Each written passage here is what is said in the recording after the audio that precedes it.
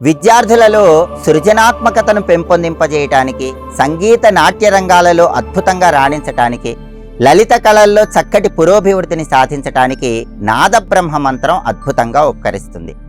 ఈ నాదబ్రహ్మ మంత్ర వైభవాన్ని పరిశీలిస్తే ఓం నాదబ్రహ్మణే నమః.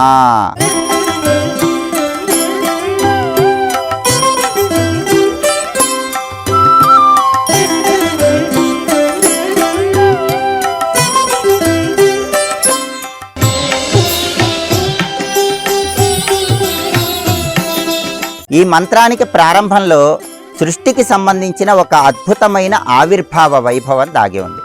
ప్రళయకాలంలో సృష్టి అంతా కూడా జలమయమైపోయినప్పుడు నిర్గుణ పరబ్రహ్మ స్వరూపం ఓంకారం రూపంలో ఆవిర్భవించింది.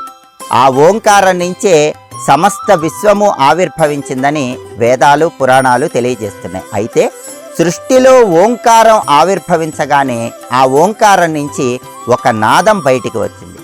ఆ నాదము, ఆ శబ్దము నుంచే అనేక రకాలైనటువంటి స్వరాలు, సంగీతము, నాట్యము, లలిత కళలు అన్నీ కూడా ఆవిర్భవించాయి. అంటే లలిత కళలకన్నిటికీ కూడా నాదం ప్రధానం, శబ్దం ప్రధానం. ఆ నాదాన్ని ఋషులు తమ దివ్య శక్తితో దర్శించి నాదబ్రహ్మ మంత్రాన్ని అనుగ్రహించారు. నారదుడు కూడా ఈ నాదబ్రహ్మ మంత్రాన్ని జపించటం వల్లే అద్భుతంగా రాణించగలిగాడని పౌరాణిక గ్రంథాలు తెలియజేస్తున్నాయి. అందుకే ఋషులు తమ దివ్య శక్తితో దర్శించినటువంటి నాదంలో, శబ్దంలో ఉన్నటువంటి శక్తి మొత్తం కూడా మంత్ర రూపంలో మానవాళికి ఆవిష్కృతం చేశారు. అదే నాదబ్రహ్మ మంత్రం. ఓం నాదబ్రహ్మణే నమః. ఈ మంత్రంలో ఉన్న అర్థాన్ని పరిశీలిస్తే సృష్టికి మూలమైనటువంటి ఓంకార ప్రణవ స్వరూపంతో నాదబ్రహ్మ మంత్రం ప్రారంభమవుతుంది. అంటే సృష్టిలో ఉన్నటువంటి సమస్త నాద శక్తిని ఓంకారంతో ప్రచోదనం చేస్తున్నాం. నాదబ్రహ్మణే అంటే ఏ నాదమైతే, ఏ శబ్దమైతే సంగీత నాట్యాలకు, లలిత కళలకు కేంద్ర బిందువుగా ఉందో ఆ నాదము సాక్షాత్తు పరబ్రహ్మ స్వరూపము, నిర్గుణ స్వరూపము, అఖండ చైతన్య శక్తికి సంకేతము. అలాంటి పరబ్రహ్మ స్వరూపమైనటువంటి నాదానికి నమః, నమస్కారం చేసుకుంటున్నాను అని చెప్పటమే ఓం నాదబ్రహ్మణే నమః అనే మంత్రంలో ఉన్న అంతరార్థం.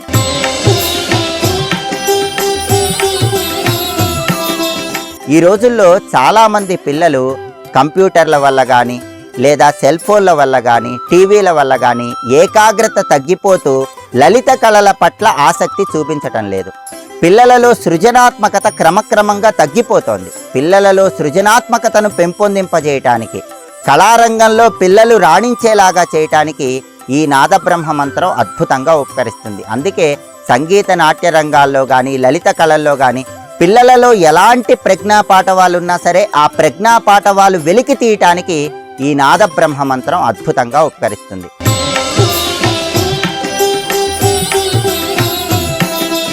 అయితే నాదబ్రహ్మ మంత్రానికి సంబంధించి ఒక అపోహ ఉంది. ఆ అపోహ ఏంటంటే కేవలం సంగీత విద్యలు ప్రారంభించేటప్పుడు, నాట్య విద్యలు ప్రారంభించేటప్పుడు మాత్రమే ఈ నాదబ్రహ్మ మంత్రాన్ని పఠించాలనే అపోహ చాలామందిలో ఉంది. ఇది వాస్తవం కాదు.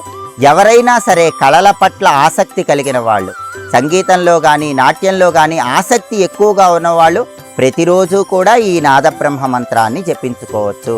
అలాగే నాదబ్రహ్మ మంత్రాన్ని అనునిత్యము పఠించడం ద్వారా సృజనాత్మక శక్తిని చాలా అద్భుతంగా పెంపొందింపజేసుకోవచ్చు. అందుకే ఓం నాదబ్రహ్మణే నమః ఈ మంత్రాన్ని ప్రతిరోజు 21 సార్లు లేదా కనీసం 11 సార్లు పఠించడం ద్వారా కళారంగంలో అత్యున్నత స్థాయికి చేరటానికి, అఖండ విజయప్రాప్తిని సిద్ధింపజేసుకోవటానికి ఈ మంత్రం చాలా చక్కగా ఉపకరిస్తుంది.